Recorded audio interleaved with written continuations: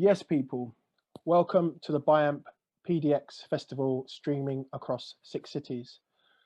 Today, we're in London in a studio with Blue Lab Beats behind the boards in a Beats masterclass. My name's Tony Nwachukwu. I'm a producer and educator based in London. And for the next, in our time together, we'll be with the Blue Lab Beats, getting to know their creative process and then some. Yes, boys, how you doing? Hey, yes, we're good. We're good. Yeah, man. All good, thank you. Yeah? Yes, yes. So you guys are kind of hard to track down nowadays. How you been? What's been going on? No, we're good. You know, we were in a little production writing camp past 2 days. Literally getting barely any sleep. We literally just got here. You know, got back in the Blue Lab. But yeah, it was amazing writing camp for sure. Just great vibes, man. It must have been amazing. So yeah, so thank you for your time now. So I guess what we'd like to do is to get some insight into your beat making, music production process. So before we kick up, so before we kind of delve into that, and you'll share your screen so we can get started. What is generally your approach to working on tracks? You know, particularly as a writing team. What how do you usually kick things off? Where do you get the inspiration from? I would say, like, you know, it's always good to start with rhythm first. Mm-hmm. You know, like, because that's like the main basis of music, really. Like, you can start with melody as well, but like personally for me, it's like when you start with some hard hitting drums, then then you get inspired, or even soft stuff. But it's like when you have that template of swing and feel, then you know where the mood's gonna go. Got you. That's the main thing. Well, show us, man. Give us All right. Cool. Let's see. You go here first of all, so you guys can see. There you go. Okay, so what we have there, we see Logic Pro as your main door, right? Yeah, Logic Pro, and then Machine and Mark III. Nice.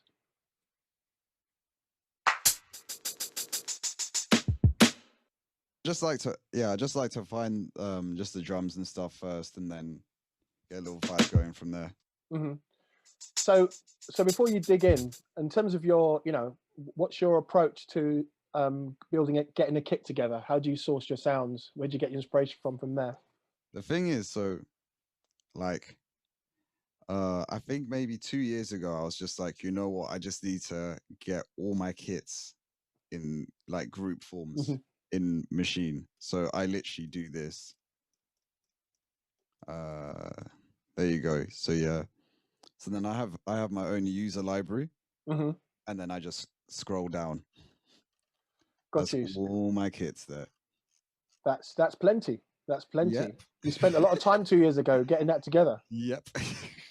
That's a really good approach, actually, because I guess because you've spent this time collating the library, you know what the sounds are, right? You know what the kits are. A lot of the time, when you're working with, because we've got so much choice nowadays, sometimes it can be hard to really know a library or know a kit inside out. So definitely by building your own, by utilizing them, you're that much closer to them, right? Yeah, no, that's the thing, and like obviously, especially if you're in like writing camp, format and stuff, people are always like, yeah, but I'm hearing this, so it's like I've got my Afrobeat, I've got my Afrobeat kits there, boom bap stuff there, kits with bounce stuff that's more fatter sounding, vintage stuff, but like each section has 8 variants of it, basically. Great. So yeah, when you say 8 variants, I mean 8 variants of the same sound or 8 variants? Same vibe. Same vibe. Okay, cool. So like, so look, Afrobeat kit, and then kit 1, 2, 3, 4, 5. Yeah. Awesome. Yeah. Cool. So what we going for now then? You see, what kit name do we have here? It's called the Big Kit. I don't know what that means, but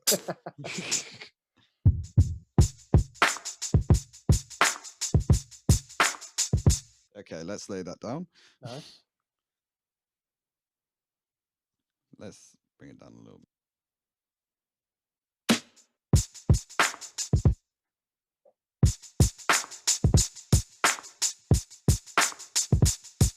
Nice. Let me add a little hi-hat there as well. Just that ending.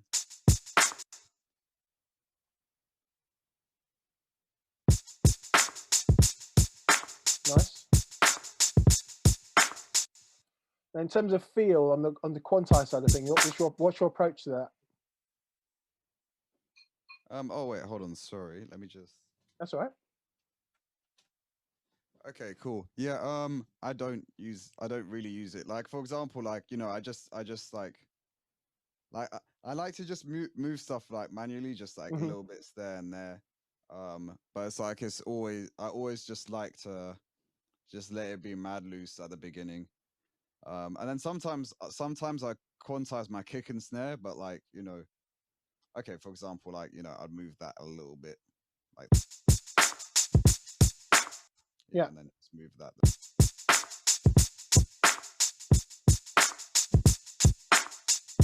Great. So it's kind of like refining, you know, I mean, you know, you're very nuanced in your finger drumming capabilities, right? So it's all about just like refining what you've captured, for yourself, right? Yeah, that's literally the main thing. Nice. Yeah, and that's just adding just a clap layer, you know. Yep.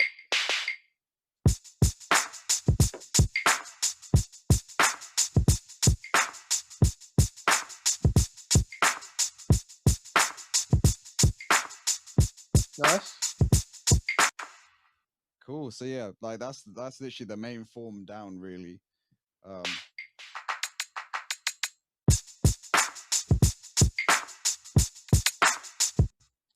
yeah, let's just add that.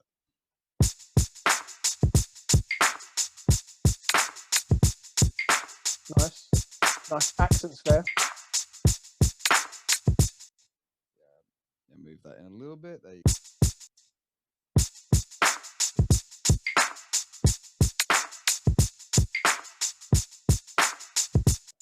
Cool. Yeah, that's the vibe right there. And then It's working. You know, we're gonna just get into, let's see, what's it, chords first, yeah? So yeah, now Mr. DM's gonna work his magic with the harmonies and all of that. Nice. The chords. Something. So yeah, that's the vibe, really. Switching chairs.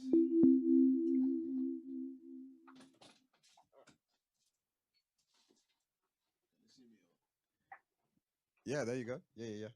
Okay, yes, David. What have you got for us?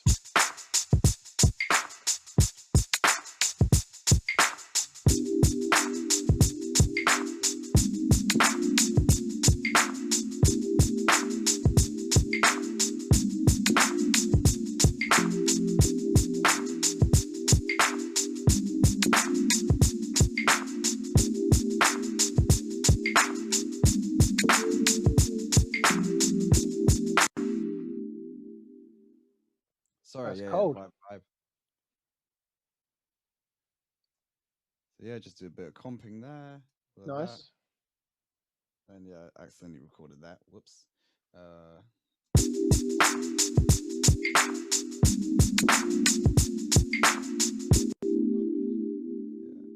I just realized as well. Let me just I just press it, play a note. Yeah. Okay. Cool. Yeah. That's better. Okay. Cool. Yeah. Do you want to get your live bass now? Nice. So yeah, like, you know, so sometimes like just ideas just flow real quick for us because like we've worked together for like for a minute, right? Yeah, about 8 years now or something, isn't it? Yeah, 8 years now. So.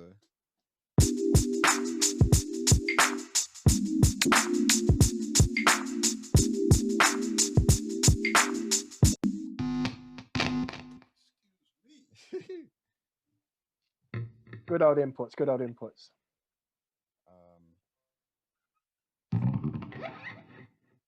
So 6. Okay.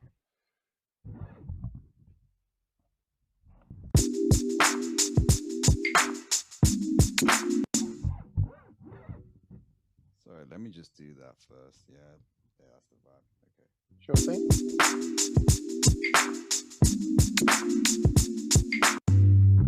Okay, cool.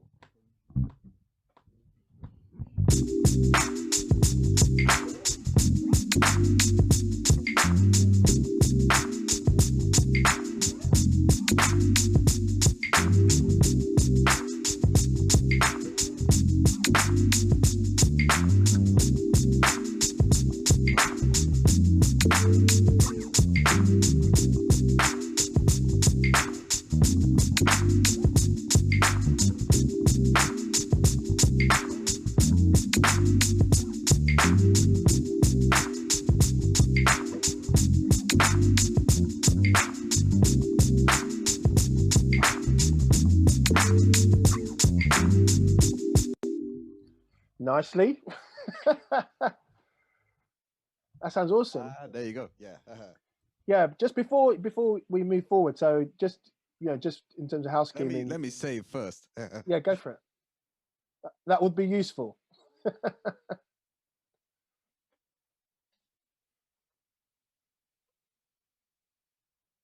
Okay, cool. Yeah, let me stop screen share whilst it's saving and doing boring stuff. There you go. Cool. Hello. Yeah, so that was great, and it's really wonderful to see how you two work. There's a lot of trust in the creative process. We've seen you focus on the beat making side of things. You've come up with a groove, and then from there, Dave comes with some keys, works really well. And I guess because you know what each other's likes, and you know what you're passionate about, you know that it's going to be in the ballpark pretty much, right? And then of course, Yeah. the bass just really takes it to another place. And I saw from your face, it's just really, it's just really exciting, right? When you hear, David's approach to bass lines, and it just comes up with something that is, super unique and just works, right? That's the thing, man. And it's just like we're both then inspiring each other and Yeah. both sharing ideas while inspiring at the same time, No, And that's the totally. thing. That's So, the main that's the main key, really, for sure. definitely.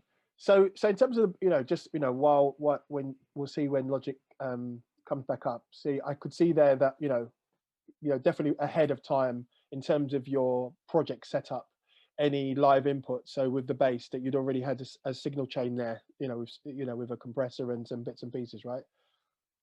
Yeah. Wait, hold on. Sorry. So the input chain for the bass.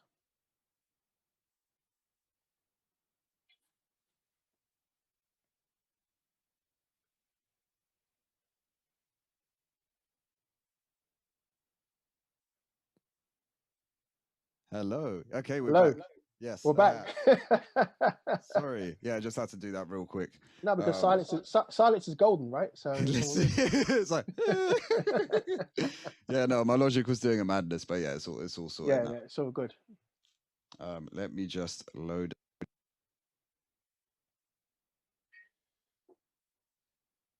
Yeah, and also the great thing is just There you go. Yeah. yeah, it's great that I mean, of course, this is I'd like to think Gonna get your guitar ready. Yeah. yeah, Sorry. this is a reflection of your normal workflow, right? So having this kind of project template that you work with, you've got Machina on track one, a bunch of keys and other instruments, but then also input channels ready to go for David, right? So you just plug in and That's the go. thing. No mucking around, just capturing that moment and capturing that vibe, right? So Yeah, because it's all about yeah, normally like I see with a lot of production, and like what I used to do like way back was like I would start with the initial idea and then try and perfect that initial idea, and it's just like there's like you only have three things down. Why not record loads of stuff and then take away? Or like, why are you taking away from an already small thing? So that's kind of my main thing. Because like basically, for example, like you put the drums down, like how I did there, and then people then would work on the kick more, and you're like, nah. Get anyone, like just throw in ideas now, and that's like it's such a quick way, and like you just get raw energy, instead of like just constantly weighing around, like No, totally, Yeah. totally.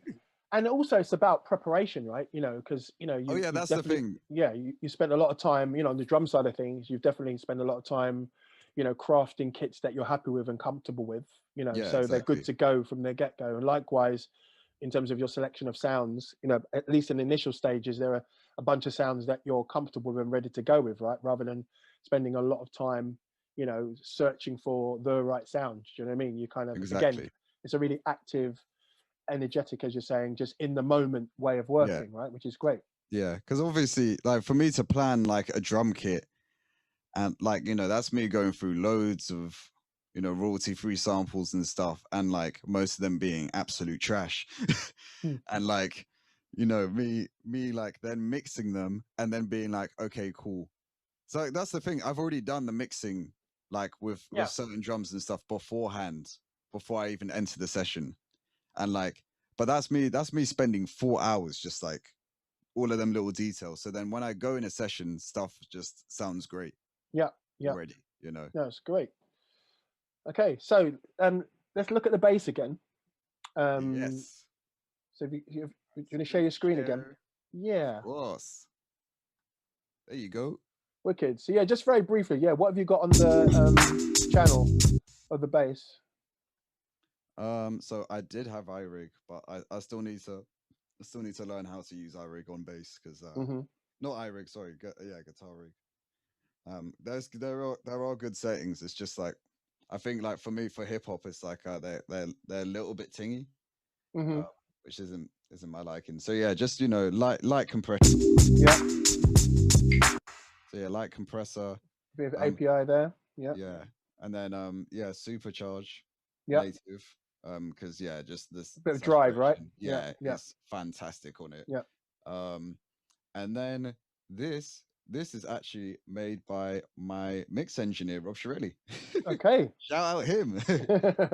So yeah, he has his own plugins, and they're like literally, I think they're like $20 to $30. Okay. Each, basically. Amazing. And what does that one do? That's like a channel strip, right? Yeah, it's literally, it's like, imagine like sausage fat, no, but like done better. Yeah. Basically. Like instead of it like ruining like the whole vibe, basically. So like it just enhances like just like lower frequencies really beautifully. Instead of like going through a bunch of EQs, blah, and the thing is, whenever I take this off and I send it to Rob or another mix engineer, they're like, wait, where's your low end? I missed that, man.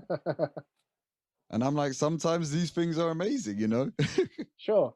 And it's great because it adds a great color to the material, without being too imposing, right? Which is, it's great. Yeah. Okay. What have you got for next? Yeah. So you're happy, David? You happy with the bass? Yeah. Big vibe. All right. So yeah, let's take one, man. Take one. All right. So we've got guitar now. Yeah.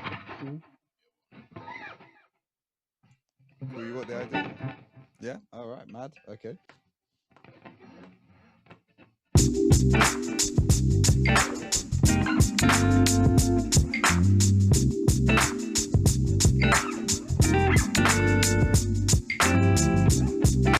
Sorry, that was not recording. What am I doing?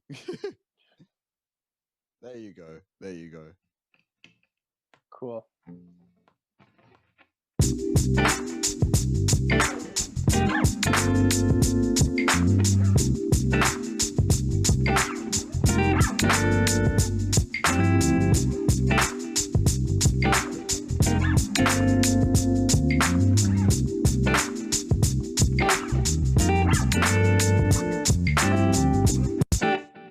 Big vibe. All right, cool. Nicely. And then what? Lead next, yeah.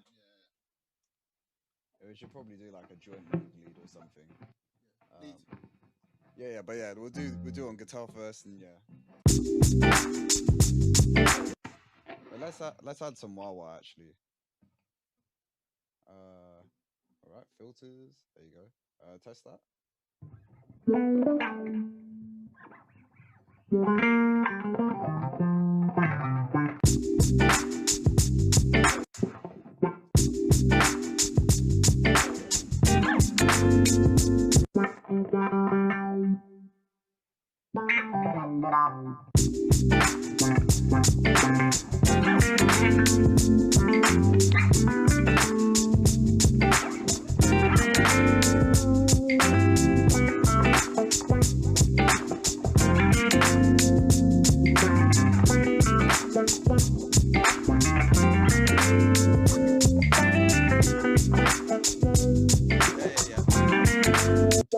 Yeah, let's record that.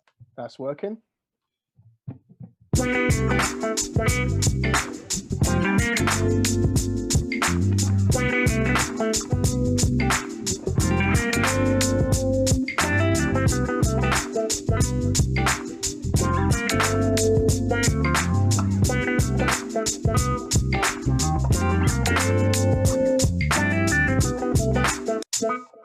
Oh my god, it didn't record again. Shit. Okay, sorry.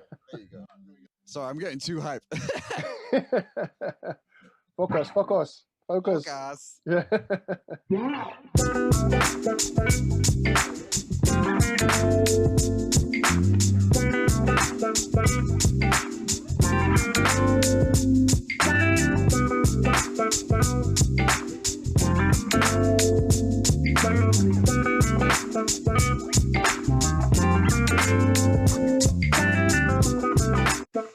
There you go, vibe.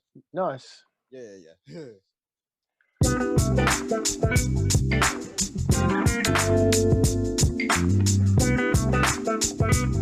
do you want to do a harmony for second half?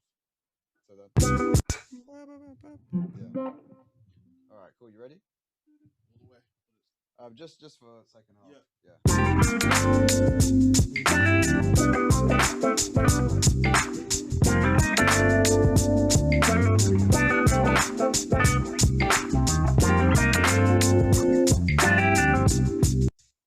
Nice.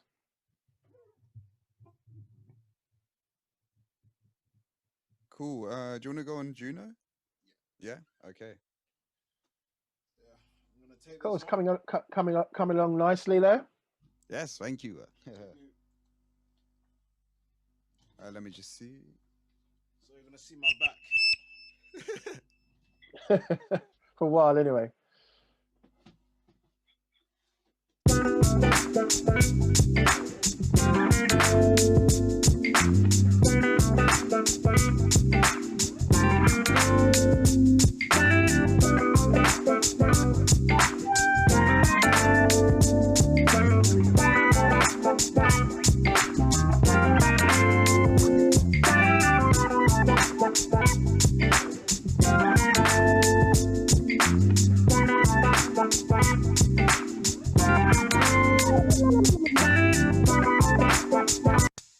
Cool. You good to record?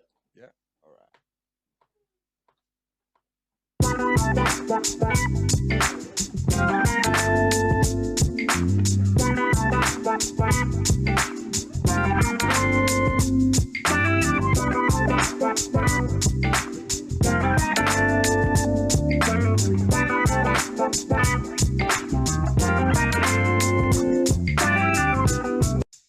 There you go. That's working.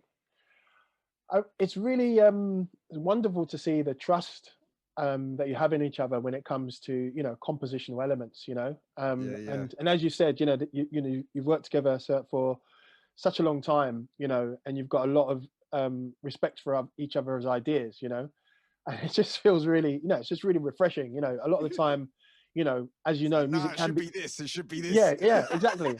Yeah, and music can be labored, right? Sometimes, but yeah, it can be, right? It's But so then, true. Oh, but God. then it doesn't have to be, right? Do you know what I mean? Yeah. The thing is, like, especially the writing camp with Koji the other day, man. Like, well, I mean, came back today. I'm saying the other day.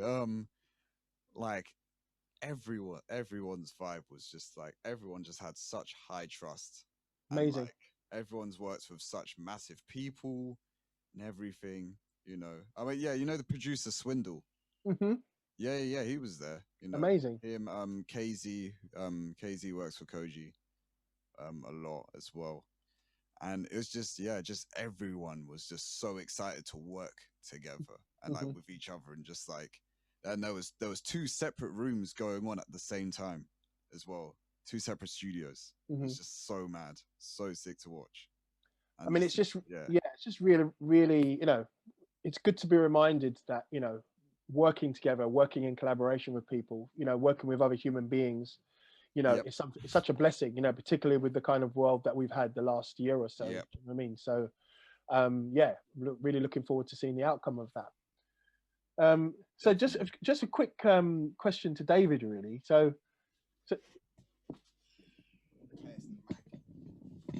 Yes, Tony. yes, man. Yes. So, yeah, I mean, I know it's it may sound like an obvious question, but when you're working with Namali and you're working on tracks together, when you're approaching the harmonic side of things, whether it's keys, whether it's the bass or the guitar, where are you getting your inspiration from, in terms of the melodic ideas, but then also the rhythmic, where'd you get your inspiration from, what pulls you in, Okay, so in regards to inspiration, because me and Amali, we listen to the same music pretty much. I mean, that's how we got into it, from the beginning. So our playlists are quite similar. And plus, when Amali was recording his drums, if you remember the kick pattern, so when I picked up the bass, I kind of borrowed from that kick pattern. Got you. Is it the accents? You pushed on the accents, some right? of the accents, yeah. Mm.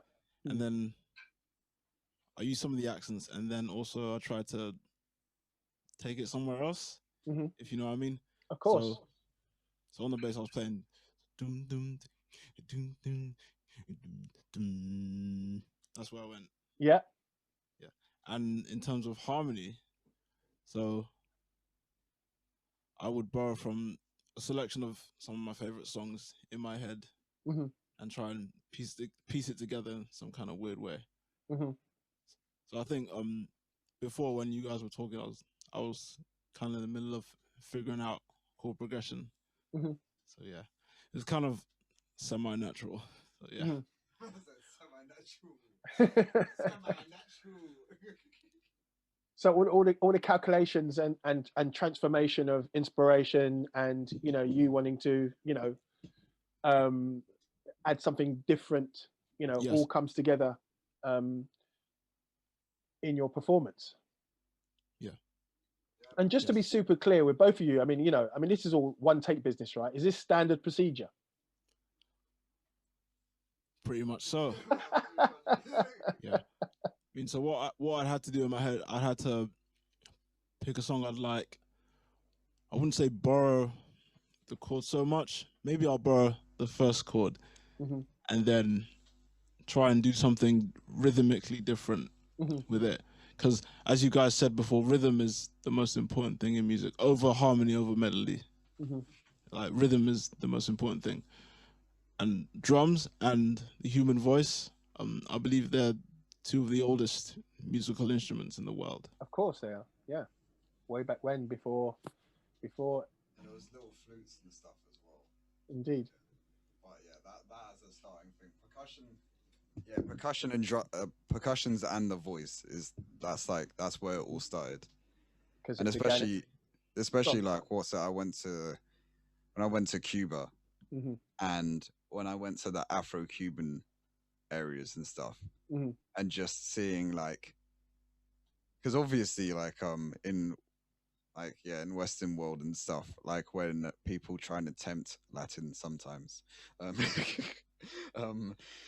especially Afro-Cuban, it's like you just cannot mess with that, because it's like, especially going to them gigs, like you're seeing eight backing vocalists, and then six, also actually six to eight backing vocalists, and then 6 to 8 people on percussion, and you're just like, this is the rawest thing I've seen.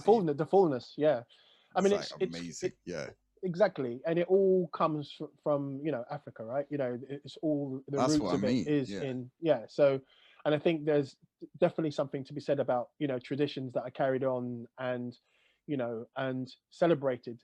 Human form, whether it's humans playing cajon Morocco's like that as well, because they have them like crazy mini mini hand cymbal things. Yeah, totally. Over there, and like it's literally they have their version of bass guitar there, the voice, and then but the thing is the backing vocalists are doing the percussion.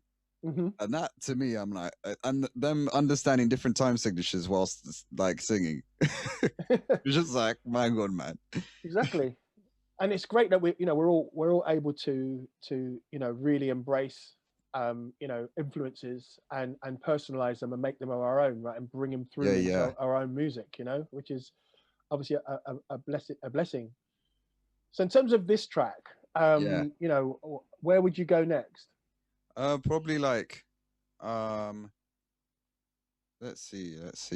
Well, just as I mean, we could do a sustained string just for chorus. Yeah. So yeah, literally just like one tiny detail, and then that's it. I call it the Royers. What the single string hold is? Yeah, the Royers. literally. Yeah, the Royers, man. That's it. Yeah, that's where all like the talent and like goldness lies, really. And like if you mess it up, something's wrong with your soul. You don't have soul if you mess it up. Okay, so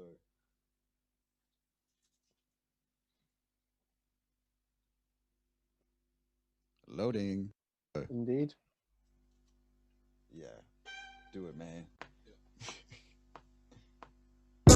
Whoa. Oy, oy, oy.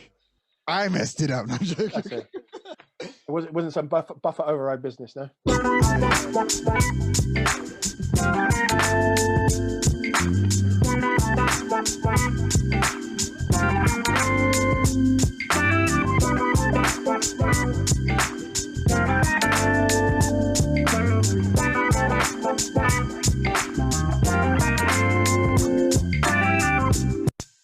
There you go. Nice. One take. It works. There's nothing quite like a sustained high string. It just really kind of it's like a carpet, isn't it? It's just like it's a note of the gods. It's kind of like sits in there. You look up into the sky and everything's good. Do you want a solo on Juno? Yeah. Cool. So yeah, Dave's gonna do a little solo on the Juno now. Nice. Just in the verses. So yeah, 16, yeah. All right. Same sound. Yeah.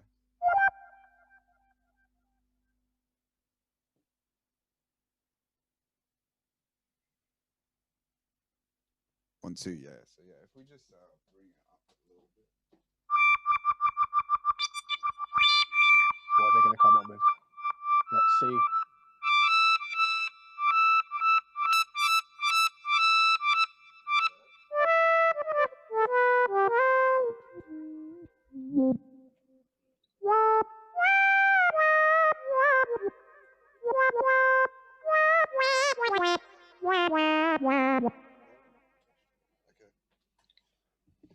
Sounding sweet. So yeah, it's the same patch as the chorus lead, but it's just we just change it a tiny bit, so then it gives it a separate character and a separate voice. Totally. Maybe opening that filter slightly, right? And then shaping it, but yeah. All right. Okay, you ready, David?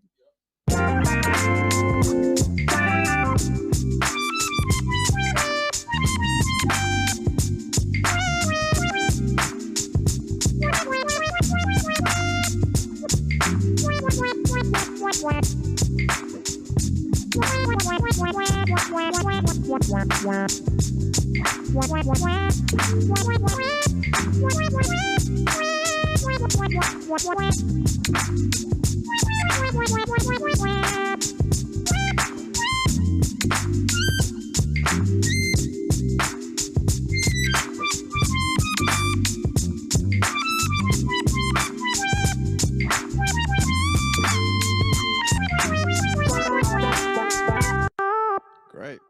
Yeah, I'll just fade down the little last bit. Yeah, cool. That's the vibe. One take. All right. Cool. So yeah, I'm just fading down the end a little bit. So on that tip, so what's your go to, for that lead, what kind of instrument are we looking at for that? What am I trying to? No, the plugin, for example. What? That's a Juno. Yeah, cool. Vintage Juno, literally just back there. Sadly, you can't see it fully because of the fuzzy camera and stuff. But yeah, like,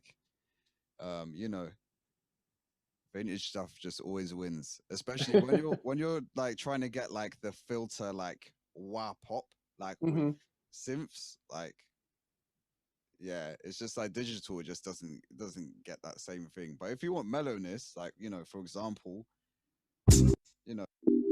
yeah, with the Casio model, with the PD thing. Yeah, that's beautiful. Yeah, just like the more smoother, like just the more smoother pad stuff, like that's great.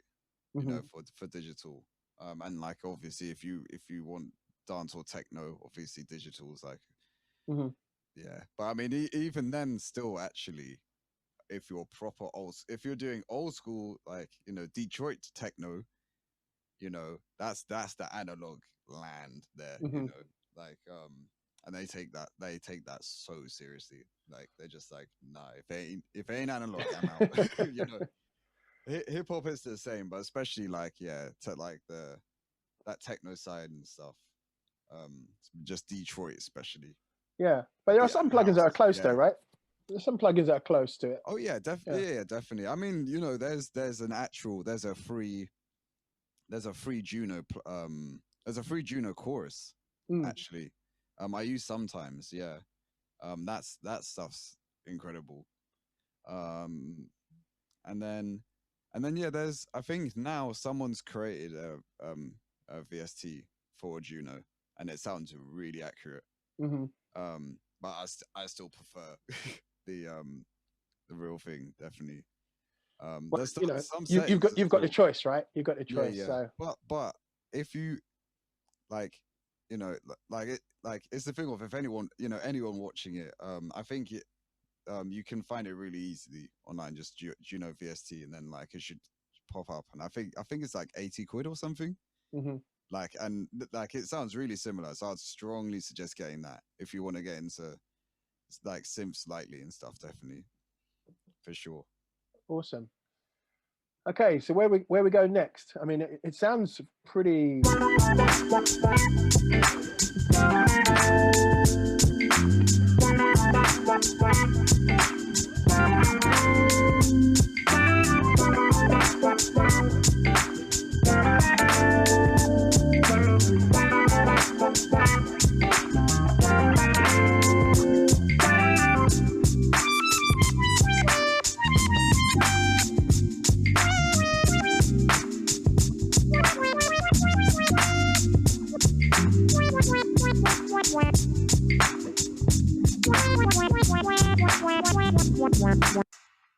Cool. So yeah, by now, sorry for stopping it.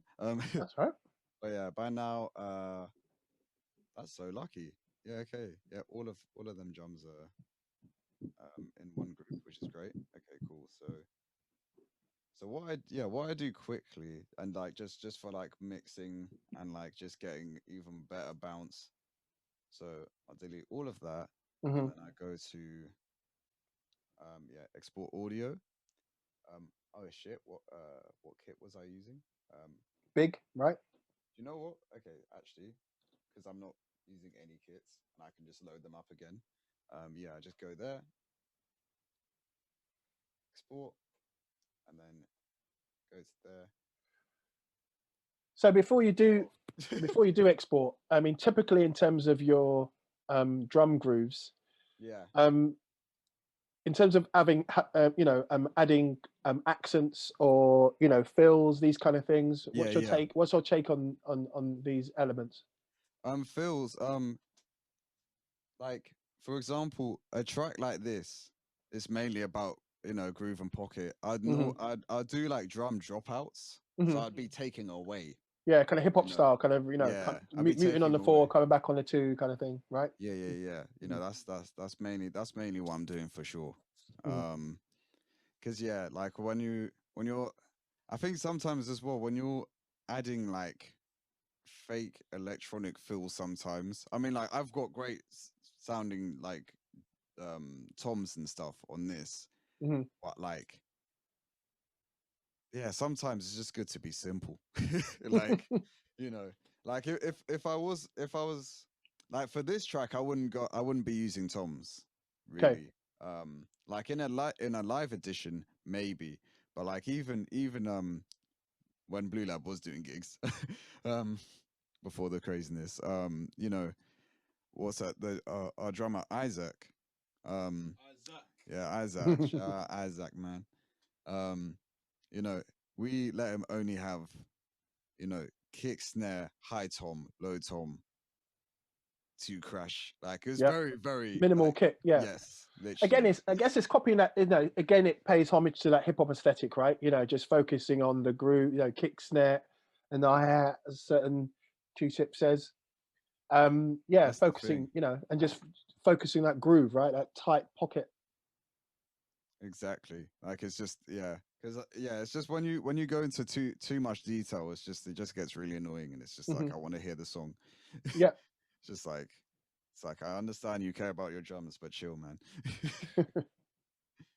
All right, cool. So I got all of that there. Okay, great. So happy with the groove, exported those stems, and then you bring the stems back into the project, right? Yeah, there you go. See how quick that was? It's great. Whoa. Okay, so there you go. Okay.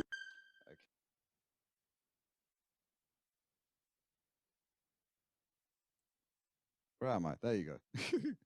Okay, so let's see. There you go. So yeah, bring that up. There. It's a bit of color. What do you like about the RC20? It's just really quick, really easy, just insanely fast. And it's just like whatever I'm imagining, it's just there, and I can just do it like that. And what are you imagining at the moment on these? How are you processing them? It's like I just want crunch, and then I want snap, and then let me see what else. I think that's just mainly it.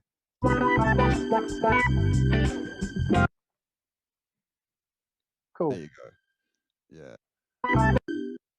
I think drum wise, are you hearing this? You hearing the drums at your end? Yeah. Okay. Oh, okay. Yeah. No. I know what's going on. Going on. That's all right.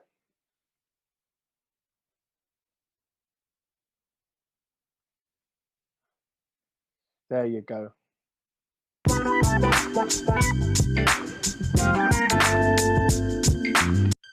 There you go. You just hear the snare just pop a little bit more, just a tiny bit. And then cool. Yeah. So with the snare, I noticed that you added a little, you know, a bit of a low boost, you know, kind of low mid boost, right? Yeah, I mean, like because of the type of snare, it didn't do that much. It just like just a tiny detail. Because like mainly this track is a very bass heavy track, so it's like you don't want to confuse too many frequencies.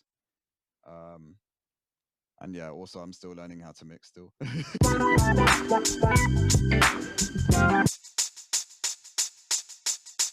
Cool.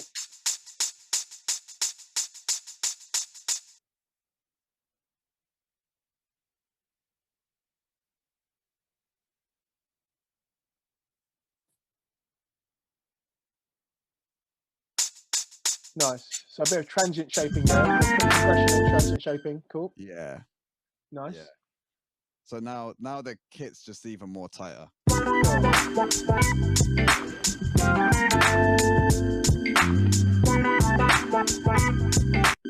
Okay, now let's fatten that kick.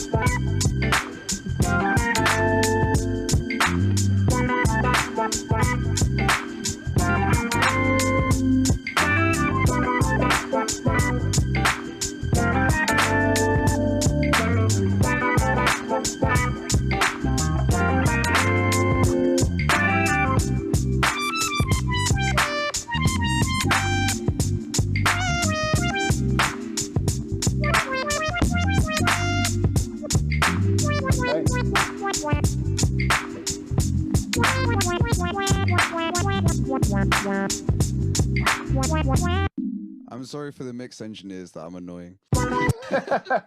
Well, some people would debate, you know, your digital reds there. You know what I mean? So Yeah, you know, but I make hip hop, man. exactly. And I got a limiter on, so I'm fine.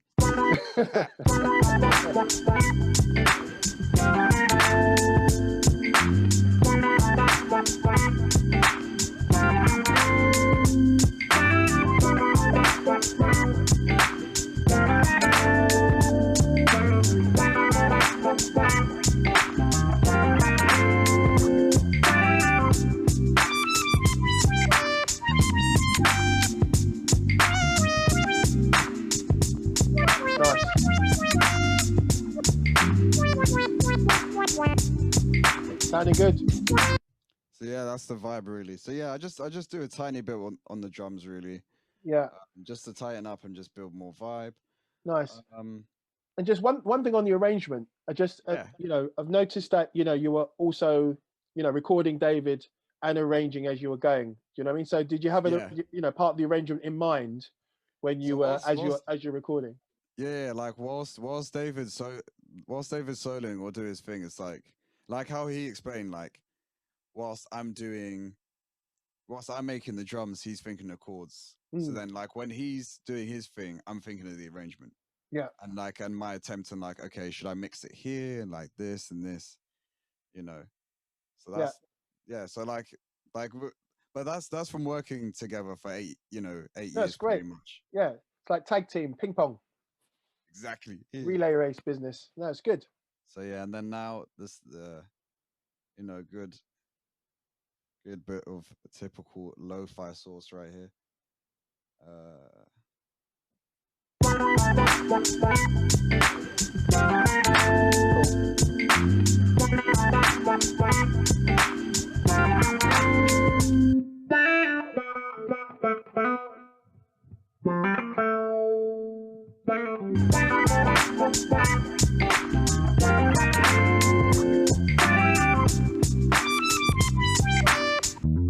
Yeah, sounding great.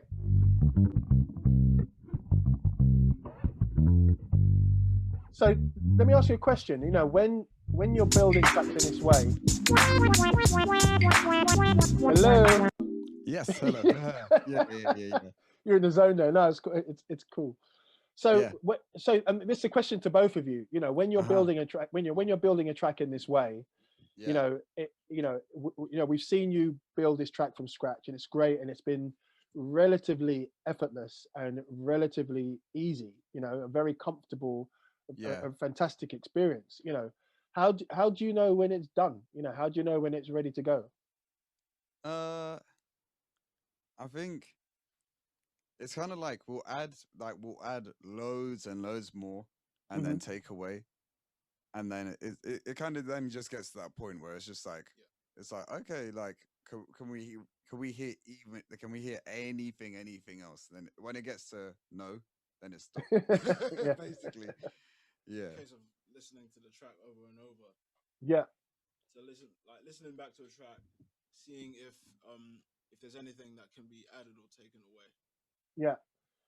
Yeah. So that's the main thing. I think especially when you're getting to that final stage, it's so important to take away stuff. So important, because it's just like most definitely. Because like at that point you're actually then concentrating more on the texture and more, because like it's sick to have, you know, 5 chord patches playing the same chord, right? But then you have to then go, okay, this patch is cancelling this bass frequency, this one's cancelling this mid range. So then it's like, okay, take some of them away, but then focus more on the frequencies and stuff. But that's more near the end of like when you're mixing, or like before you send it to the mix engineer. Yeah. So tell us about that process. So, you know, so you get to the track to a stage where you're happy with the composition and the balancing elements that you've made. Then when you send a project to Rob, you know, what happens from there? You know how of course he's a mix engineer and he takes the track to the next level on on the mixing. But what are you Yeah, yeah, expecting from a mix engineer with your yeah. music? Well, first of all, I have to do a good job with one production, and like not like making the beat the traditional production form where it's like you're making sure the vibe and sonic, like this, yeah, sonically everything's like at its full potential and just sounding great. Hmm. And especially if you're, if you're a hip hop producer as well, you should know like a rough theory of mixing and stuff. Not like the technical, like, okay, this is what's inside a compressor. Like, like, cause I don't even know that, but like, it's just like it's just like I think mainly like it's so important to understand like frequency spacing and stuff, and like I'm still learning like this, like at the moment this track it's like it's quite muddy and stuff at the moment, but we only made this in like what, 20 minutes or something, 20 Yeah, 30. but with that said, though, I think I mean the great thing about music, particularly with hip hop, there are some kind of foundations, right? So so first of all, the beat needs to slap, Yeah. so that's a kind of a given. Whatever's going on in the low end, whether it's an 808 or an acoustic bass, or electric bass in this case, it has to sit in a particular kind of way. And then Yeah. you've got your feature, the main element, which kind of sits in the pocket, right? So there are kind of building blocks to the sound, but definitely as far as hip hop is concerned, there are some elements in the track that have to be very dominant, So I Yeah. guess if you're into the music and if you're into music as a producer, you're going to consume that, with the artists and producers that you admire, and and to be able to model that feel, Yeah. at least in the first instance, is something that you strive for in your music production. And that's the thing I love about hip hop. Hip hop is this fantastic mix of not just the kind of musical elements but also the production elements. You Oh can't yeah. just Oh make yeah. a hip hop record just with a bunch of, even if you're using acoustic instruments or using just samples, there is a way that it has to be combined and put together to make it distinctively hip hop sounding, right? So Exactly. Yeah. yeah, so yeah, it's brilliant. So a couple of questions on in terms of arranging. So Uh-huh. it seems to me that you have a very strong idea about what you want when it comes to the arranging.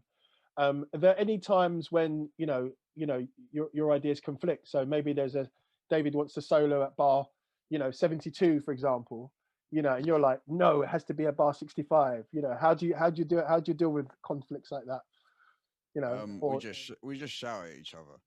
No, I can imagine. Yeah, we just shout at each other. Biggest shout standoff. yeah, what's the blue lab resolution strategy? I mean, like, we like our ideas just naturally connect Hmm. so much. Um, and like there's that kind of just natural ground of like just very much of like, okay, what do you think? Hmm. Instead of this is how, you know, when you open it, like when you open the conversation like that, and like that's what me and David have been doing like Hmm. pretty much 8 years, and just naturally, you know, like that's just such a better workflow It's about because what's right for the track. yeah, and that's Yeah. the What was thing. I that, think David? It's about what's right for the track. Yep. Hmm. At the end of the day, Okay. at the end of the day, I like that. That's so wise. The greater good. The greater good. literally. So considering you're so tight knit and interweaving, when it comes to collaborating with other artists, how does collaboration come about? First of all, how do you identify the artists that you want to work with, and then how do you then combine your workflow and the way you work together with your collaborators? I would say like it's just first of all so important that you both vibe together so Hmm. well in the room. Or I mean, obviously lockdown, there's been like loads of online sessions and stuff, but it's still is so crucial. Even if you like the person's music, if the vibe isn't there, and like you can just feel the session just going like that, it's completely fine to just be Hmm. like, nah. Like, Yeah. on So, the but how stage. do you choose? How do you choose who you're gonna work with? How does that? How do you go about doing that? I mean, yeah, like, so, you know, if you speak to my manager slash dad, like, he knows I am absolutely picky with who I work with vocally. Hmm. But that's because of, like, you know, like my research, and just like I don't like to work with people who are just like, oh yeah, it's like, oh yeah, they're gonna be the next like big thing, like real quick, blah. I'm just like, no, I'm like, when I'm working with someone, it's like we're both going like in that direction as Hmm. well. and and the thing that, you know, me and David love doing as well, it's like, you know, it's like, whilst we're going there, it's like, especially because, you know, obviously, like, you know, jazz scene wise, everyone, you know, like media wise, they'll speak about one certain area. Hmm. And notice how I said one certain area. That's what the area that everyone knows. I know the jazz scene that's 21 and under, and Hmm. they are killing. They're killing at the moment. Like, and that was especially, you know, like mid-pandemic times when people went to like park jams. Park jams basically was this amazing person. His Instagram, Sesh Perez. He had a electric generator, Hmm. so people just set up all their equipment and just jammed in a park, socially distanced, Hmm. basically. And like, and yeah, everyone like everyone was so new to the scene and stuff, like, and just sounded incredible, Hmm. so good. And yeah, especially like in the next like 1-2 years, you'll be hearing a lot of their names for sure, definitely. Cool. And like, yeah, So I guess for you, it's about identifying, new talent, in different yeah, spaces, So once you identify people you want to work with, I get the sense that you come to the studio and just jam and get a vibe going, right? yeah, And if yeah. it That's the and, it, thing. Yeah, and yeah. if the Because vibe like, is right, then things go forward. But if the vibe isn't right, then different things happen, right? yeah, yeah, different things. Yeah, you know, like even like for me as well. It's like, even if it's like, you know, like a massive money thing, I still have to like the track. Hmm. I still have to like the vibe. That's the thing. But I'm saying like love doing it. But I Yeah, think, like, you know, the thing is though, like naturally, like humanly though, like humanly, amazingly, um, just naturally people are drawn to stuff. So like, you know, if advert thing, or like if you're into like, you know, death metal or blah, like that's, you know, that's your goal, and like that's your thing. That's completely fine, you know. And like that the way, that's your, you know, way of making a living and stuff. Yeah, absolutely, you know. hmm And I mean, obviously most important thing is you enjoying it, where like, for me, yeah, like, yeah, advert stuff, and it's so last minute as well. It's just like, oh yeah, like, yeah, we need something in 45 minutes, and you're like, what? sure. Yeah, I so mean, it's mad. the way music is worked in the advertising industry, it's. I mean, all use of music has its quirks and idiosyncrasies, Yeah, right? Do you know what I mean? The way music yeah, is used for products is a different way to say how music is used that you're going to share with your fans. yeah, Do you know yeah. what I No, mean? And that's the thing. yeah, it's an interesting one. Yeah, So in terms of your work, how we've seen how you approach working, and it's really refreshing to see yeah, how you work. But do you ever get a time when it becomes a little bit too intense? I mean, or to put it another way, are there ever any times when your kind of easygoing workflow is kind of challenged by, say, deadlines that you've got, or the collaborations that you're trying to finish, or is there any times that happens? I hate deadlines. Even though I can work quick, I hate deadlines so much. Mhm, mhm. Like, I'm just terrified of them. um, I think, yeah, it's like, because I'm Capricorn, so yeah, like that perfectionist drive is crazy. There we go. Um, but like, the thing is, it's like, when I'm working, like, I just like putting ideas down real quick, you know. Mhm, you know, like the thing, you know, just now and stuff. But like, I think it's when someone says, "Okay, it's time to finish." I'm like, "Oh boy, no."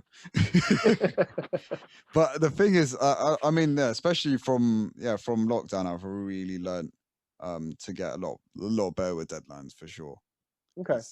Because I think any stage in your music career, like it's like you can be fine with it or just like absolutely hate it, and like I'm kind of like I'm in the hate it stage, but I'm just like I know I can make another track after this, you know. Okay.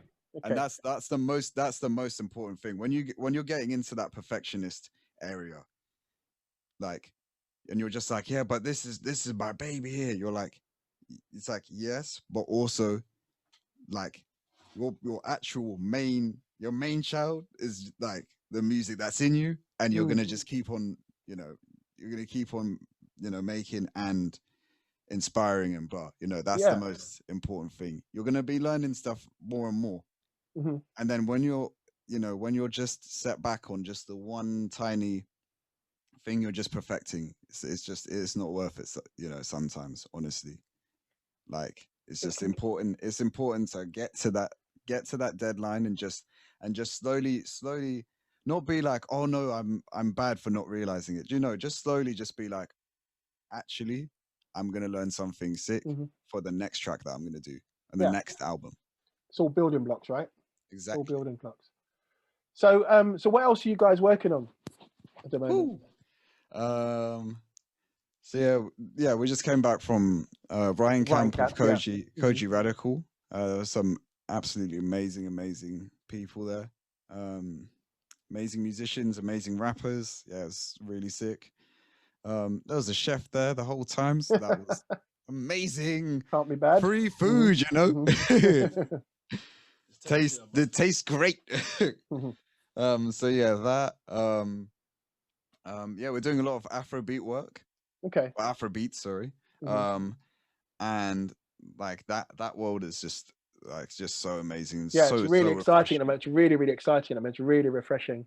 Yeah, like especially, you know, like we have Kid's album and like his live performances. You're just like, okay, I need to step up my game.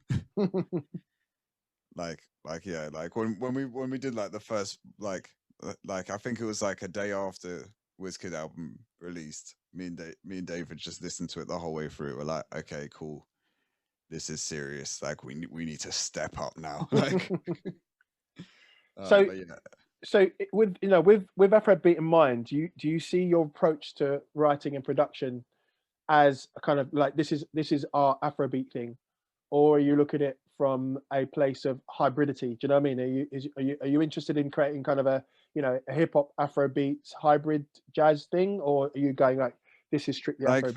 This is very much like um at the moment. So before it was like, okay, we're really doing our own thing mm, with it. So like for like tracks like Pineapple, but the thing is, because you're doing that side so much and you're going so there, then you kind of forget the core of where it's like really coming from and stuff. yeah. And like it's still, you know, it's still lovely, still really lovely track, but you know, it's like it's the thing of like, okay, so we've done that, and like the main thing is we experimented so much that then we were like, oh, but there's this as well. It's like, Hmm. okay, let's just go back center a little bit. Okay, cool. And then we hear what WizKid's doing, and we're like, oh my god, there's instrumentation everywhere on this record. This is insane. And then we're like, okay, cool. So let like that. So yeah, that was just me learning. Yeah, just Afrobeat drums Hmm. or Afrobeats drums, sorry, and just like you know, just hearing like the difference of like The it, syncopation, yeah, yeah, yeah, yeah, and the yeah, and accents. just and the thing is, like, obviously, people are like, yeah, four on the floor stuff is really easy. You're like, Afrobeat isn't. It's not like It's that's like deceptive. It's deceptive, right? Do you know what I mean? Yeah, yeah. It's really. I mean, it's really intricate. I mean, I love the music obviously because it's got its roots in, you yeah, know, yeah, classics. Afrobeat, of course, but it's digital Afrobeats, right? With yeah, modern sounds, modern textures, modern approaches as it should be. and it's got its own identity, right? That's the thing, hugely Yeah. that. David, how do you what's your take on on taking inspiration from Afrobeats and how you're applying it to your playing? Yeah, I find it really enjoyable that we're stepping into this kind of territory, and also because we're both of African heritage as well, so this is coming kind of natural to us as well.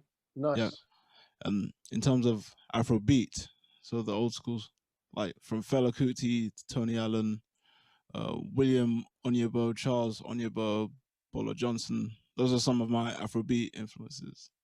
And for Afrobeats, I really like Wizkid, and I really like what Burna Boy is doing as well. So it's great. So I really get the sense that you can call on your kind of like Afrobeat heritage, and influence and infuse it with kind of modern approaches, right? So looking forward to what you're coming up with. Yeah, I mean, our next single is Afrobeats Joint. Nice. Actually, yeah. So yeah, that is that dropping soon? Yeah, next month.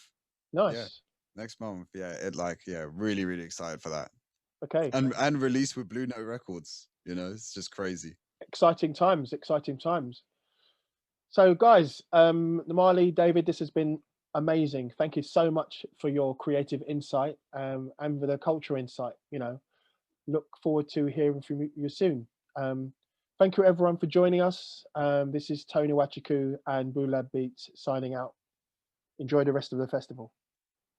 Thank you. Take care. Yes, much love, people. Take care, everyone.